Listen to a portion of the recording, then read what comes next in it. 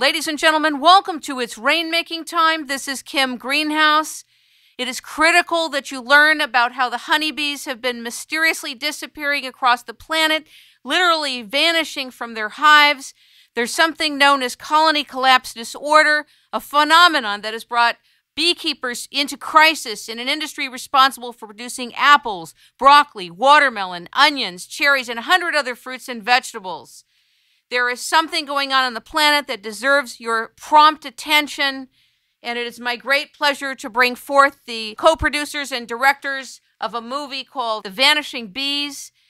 We are welcoming George Langworthy and Maryam Henein to It's Rainmaking Time. Both have massive broadcast experience, documentary experience, research experience, and television experience. Ladies and gentlemen, welcome them. Thank you both for being here. Thank you. Thank you. Let's start off with you, George. You've had long-standing work in documentary, and so have you, Maryam. What brought you to focusing an entire documentary film on the vanishing of the bees? What first alerted you that there was something deadly serious about this? Well, I found out about the story right as it was breaking, and I thought it was really,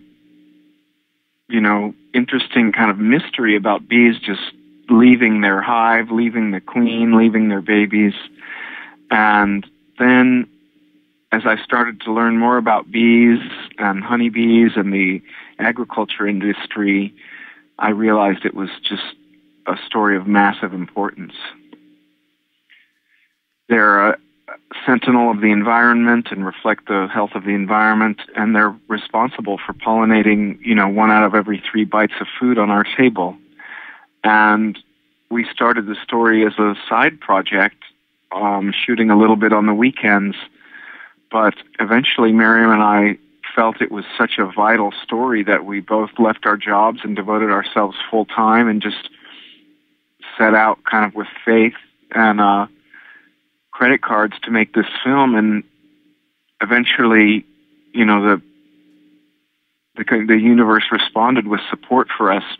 We got a big grant, and we've gotten a lot of support along the way from individuals donating to us, businesses sponsoring us, and most recently, Ellen Page, an Oscar-nominated actress who was the lead in Juno and was recently in Inception, came on board as our narrator.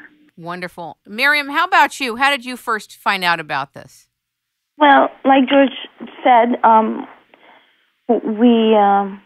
he told me about it. A friend had told him the bees were disappearing, and George told me this would make a good documentary. And at the time, I wasn't aware of how precious honeybees are. And my background is an investigative journalist, and I started doing research and realized how profound this story is, and was really moved by the fact that the honeybees are a sister society and that they work together for the greater good. And when I found out that one of the symptoms is that the bees abandon the babies and the queen, I saw that as a parallel to us abandoning Mother Earth. And then the bees literally started appearing in my life, and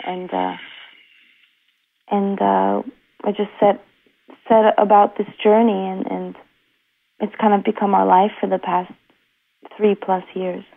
Why do you think it is, both of you, that most of us don't learn as children the critical nature of bees and how their pollination of fruits and vegetables literally can make or break humanity? Well, I think it's just an example of any number of things that people aren't informed of. I think we see a lot of children have an inherent fondness for bees, and it's amazing how many people really love honeybees and love honey. Of course, kids love honey, but I have to say that even, I didn't know that they were responsible for all that. They were that crucial to our agriculture system until I started to work on this film.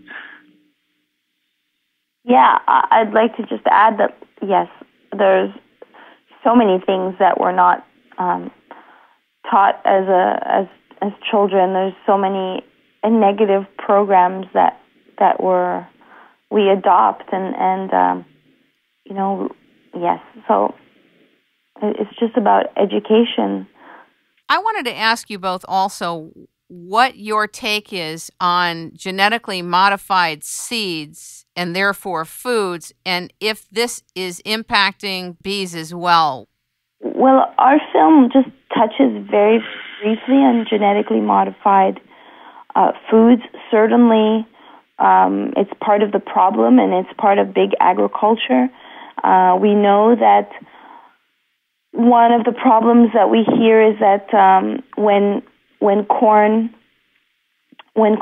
tassels, that the bees pollinate. A lot of times there's nothing around, and they will pollinate the corn, and there will be problems as a consequence. So even though we don't fully explore genetically modified foods, it's really part of the problem. I mean, I just heard yesterday that they're making a Franken salmon. They're starting to make genetically modified salmon. So it's just part of this system of mass production, and under the guise that we have to feed the world. And what we're doing is we're messing with nature and playing God. Actually, the genetically modified seeds have been going on for a long time. You're right, it is big agriculture. And do you know that they've actually filed patents on animals, like pigs? There's now genetically modified pigs. They have the molecular right to own pigs. It's really profound.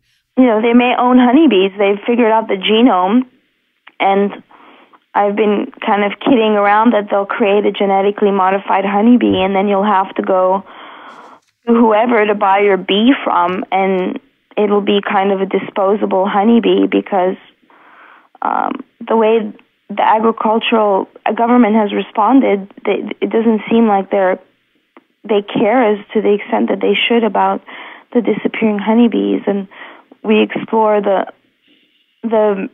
very real possibility that this country will just be producing corn, soy, and that we'll be importing our fruits and vegetables from other countries. A lot of people talk about going to Trader Joe's and how they love it, but if you start to look at the fruit and vegetable section, it starts to get a little nerve-wracking when you find out that most of the fruit and vegetables are from other countries. It's really alarming. That's true. That's a huge issue, and something that people really we want to be aware of is that, this is a matter of food security, and the whole point is that, the way that big agriculture is working, they just want to grow corn, soy, and wheat and cotton and have these massive monocultures and kind of control those markets with genetically modified products. And then fruits and vegetables get tossed aside, in the kind of big ag mentality, and parlayed out to these, countries like Mexico, China, Brazil, South America, Chile, yeah. And it's really something that I think will, regardless of someone's political orientation, whether they're a conservative Republican or a liberal, that they'd be interested and concerned that the U.S. be able to grow its own food. I mean, we're such an advanced country, and it's almost like we're going backwards on that front. And it does very much tie into the genetically modified food issue, and Maryam and I gave that a lot of consideration, and I'm just going to respond to that quickly because it is a very, very prominent issue, but really kind of deserving of a film on its own. Yes, exactly. I think so. So we had about 10 different films worth of material, and we tried to stay focused on the bees as our guideline, but we're very concerned about genetically modified foods. And the one thing that we have in our film that is reflective of both the policies, of the U.S. government and the governments in Europe. The governments in Europe don't allow, a lot of countries don't allow genetically modified crops. In Germany, France, countries, right? France as well. Yeah, and the government is able certainly to take measures to stop this from happening, and here they just simply do not.